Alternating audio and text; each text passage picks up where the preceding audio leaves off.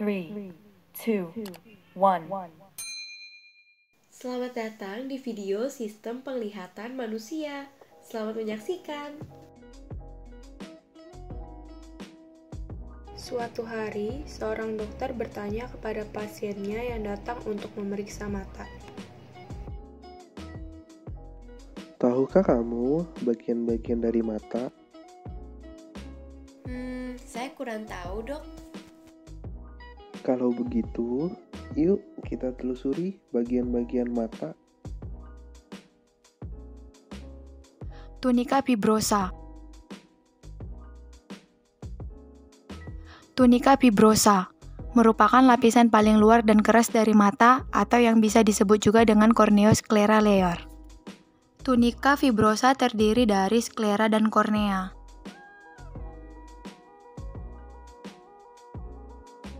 Yang pertama, sklera. Bola mata bagian luar yang tersusun atas lapisan jaringan ikat yang berwarna putih dan kuat. Di permukaan sklera, terdapat sel-sel epitel yang membentuk membran mukosa dan berfungsi untuk mempertahankan mata agar tetap lembab.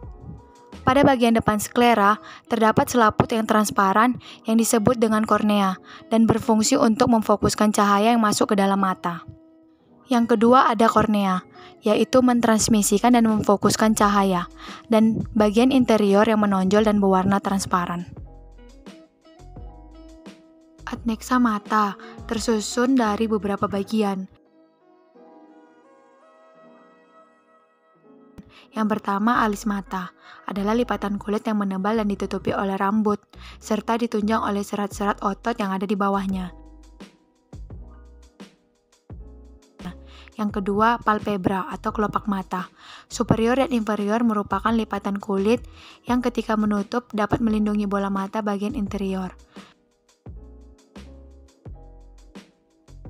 Yang ketiga, gandula lacrimalis merupakan aksesoris mata yang berfungsi dalam memproses produksi, perpindahan dan drainase cairan dan permukaan bulbus okuli atau bola mata.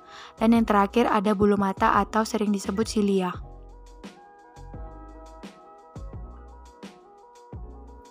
Lapisan tunica vasculosa merupakan lapisan tengah bola mata yang terdiri dari 3 bagian, yakni iris, badan siliaris, dan koroid. Iris merupakan selaput yang terletak di antara lensa dan kornea. Bisa dilihat pada gambar di samping, lubang bulat di tengah iris disebut dengan pupil. Di dalamnya terdapat otot dilatar pupil yang berfungsi untuk mengatur atau memperkecil diameter pupil, sehingga iris berfungsi untuk mengatur banyak sedikitnya cahaya yang masuk ke dalam mata. Selain itu, iris juga mengandung banyak pembuluh darah dan pigmen, dan banyak sedikitnya pigmen tersebut akan menentukan warna dari mata. Koroid merupakan lapisan tipis yang dibentuk oleh jaringan ikat yang mengandung banyak pembuluh darah dan sejumlah sel pigmen. Dengan anatominya yang mengandung banyak pembuluh darah, koroid berperan sebagai penyuplai makanan dan oksigen ke lapisan retina mata. Selebihnya, warna koroid yang gelap menyebabkan semua cahaya terserap masuk ke dalam mata dengan mencegah pantulan cahaya di bagian bola mata retina. Bisa dilihat pada gambar di samping, badan siliaris terdiri dari otot siliaris dan ligamen suspensor. Struktur tersebut bertujuan menjaga agar lensa tetap pada tempatnya dengan mengubah bentuk lensa, baik untuk penglihatan dekat maupun untuk penglihatan jauh, sehingga cahaya dapat difokuskan tepat pada retina. Proses tersebut dinamakan sebagai proses akomodasi lensa. Badan siliaris juga bertujuan untuk menghasilkan aqueous humor, yang merupakan cairan yang menyebabkan mata dapat mempertahankan bentuknya dengan menjaga bentuk bola mata dan memberikan nutrisi untuk kornea dan lensa. Tunica nervosa atau disebut retina terbagi 2 bagian.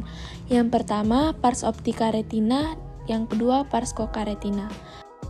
Pars optica retina mengandung fotoreseptor kecuali dapa, papilla, and opticus. Mulai dari fovea centralis, cekungan di daerah belakang meluas ke depan sampai adanya korpus ciliaris dengan batas ora serrata.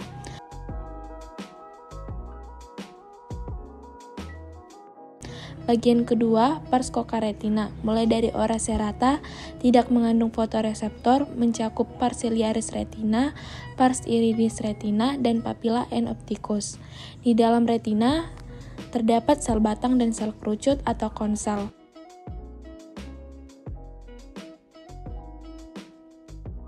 Sel batang tidak dapat membedakan warna. Cat yang dihasilkan berwarna jingga atau rentan terhadap cahaya, disebut juga dengan rhodopsin. Jika zat warna jingga sudah terbentuk, maka akan dapat melihat di tempat yang redup. Bagian kedua, sel kerucut atau konsel, mengandung pigmen berbeda, yaitu iodipsin yang terdiri dari retinen. Iodipsin terbagi 3 jenis, iodipsin merah, hijau, dan biru. Sel kerucut diperlukan untuk penglihatan ketika cahaya terang. Signal listrik dari sel batang dan sel kerucut ini akan diteruskan melalui sinap ke neuron bipolar, kemudian neuron ganglion yang akan membentuk satu bundul syaraf, yaitu syaraf otak kedua yang menembus koroid dan sklera menuju otak. Bagian yang menembus tersebut disebut dengan diskus opticus. Selanjutnya ada lensa. Lensa terletak di belakang pupil dan iris dengan fungsi untuk merefleksikan cahaya. Lensa terdiri atas lapisan serat protein dengan bentuk cembung, transparan, serta dikelilingi oleh jaringan yang mengikat, yaitu ligamentum suspensorium. Lensa terbagi menjadi 2 ruang. Pertama, ruang muka, yaitu ruang antara kornea dan lensa, dan yang kedua adalah ruang belakang lensa. Kamera oculi anterior. Bagian ini mengandung humor aqueous yang berfungsi untuk menjaga bola mata serta memberi nutrisi pada kornea serta lensa. Rongga vitreus. Bagian ini mengandung corpus vitreum yang berfungsi untuk membentuk mata, yaitu sebagai penyokong struktur lensa dan bola mata, serta menjaga retina agar tetap lekat pada koroid. Lalu, bagaimana proses penglihatan pada mata sehingga saya bisa melihat dan mengetahui yang saya lihat, Dok? Yuk, kita bahas. Pada prinsipnya, mekanisme penglihatan manusia seperti pada kamera pada zaman dahulu. Berikut penjelasan tentang tahap-tahap penglihatan. Yang pertama, cahaya yang masuk ke dalam mata akan membentuk garis lurus horizontal yang masuk ke dalam mata melalui lubang pupil dan akan menembus kornea dan lensa. Setelah itu, cahaya yang masuk direfraksikan sampai membentuk kerucut agar bayangan jatuh tepat di retina. Sifat bayangan pada retina adalah nyata terbalik dan diperkecil. Kemudian pada retina akan terjadi potensial aksi yang mengubah energi cahaya menjadi energi listrik yang akan dijalankan ke saraf otak lalu ke otak untuk diinterpretasikan sebagai penglihatan. Kemudian kita bisa melihat dan mengetahui apa yang kita lihat. Ini merupakan rangkuman dari mekanisme penglihatan yang sudah dibahas tadi. Nah, sekarang kamu sudah mengetahui bagian-bagian mata serta mekanisme penglihatan. Iya, Dok. Terima kasih banyak atas penjelasannya. Sekarang aku sudah tidak bingung lagi deh. Video ini dibuat oleh kelompok 7 mata kuliah Anvisman yang terdiri atas Jessica Christie, Vivian, Michelle Octaviani, Yohana Ivanka, Luisa, Patrick Renata, dan Putri Maria. Terima kasih sudah menonton video ini. Semoga video ini bermanfaat dan sampai jumpa.